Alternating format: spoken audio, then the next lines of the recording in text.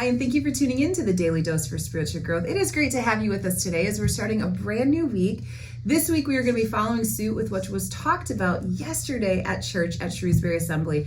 Pastor Nabil is going through a series right now called Desire, talking about the things that we desire. Is it the things of the world or the things of God? And with that, he's really taking each week focusing on a different fruit of the Spirit. And so this week, he's talking about peace. And so I thought, how cool, let's talk about peace in our daily doses as well. Encourage you to watch that, follow it. If you haven't already seen it, if you weren't in church on Sunday, encourage you to check that out online. But let's just dive in today with a question. Where do you find peace? Where do you look for peace? Where do you experience peace? Are there places? Are there people? Are there titles? Are there statuses that make you feel peace? I think a lot of in this world can look to different things of the world to give us peace, like our bank account, like our relationships, like our statuses, our titles, our jobs, our roles. And so when our bank account's full and our bills are paid, we feel peace.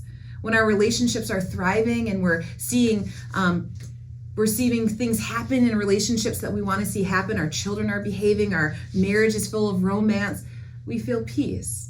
When we get that promotion at work, or that door opens up, or that title is happening, or we've achieved that goal, we feel peace. Great. The problem is, what about when we don't?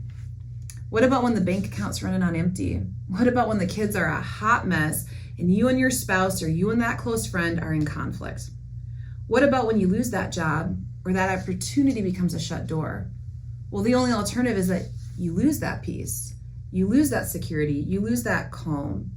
So really, is that peace? Or is it a false impersonation of what real peace is?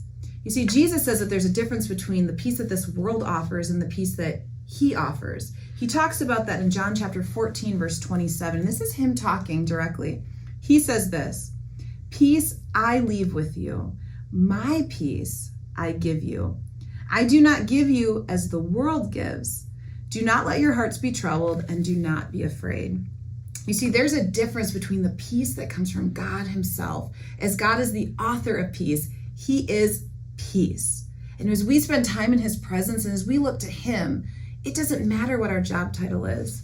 It doesn't matter what state our bank account's in. It doesn't matter what struggles we're seeing in relationships. Those things come and go. It says troubles will happen, friends. But when you receive peace from the Father, it changes things. It changes you. And it's not a storm that's weathered by the waves and the rain. It's a peace that remains. Today, take some time. Lean into God.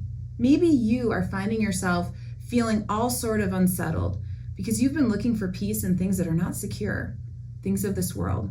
Look to the Lord who is secure and seek him for peace. Hey, thank you so much for tuning in today, and I hope you tune in again tomorrow for another daily dose for spiritual growth.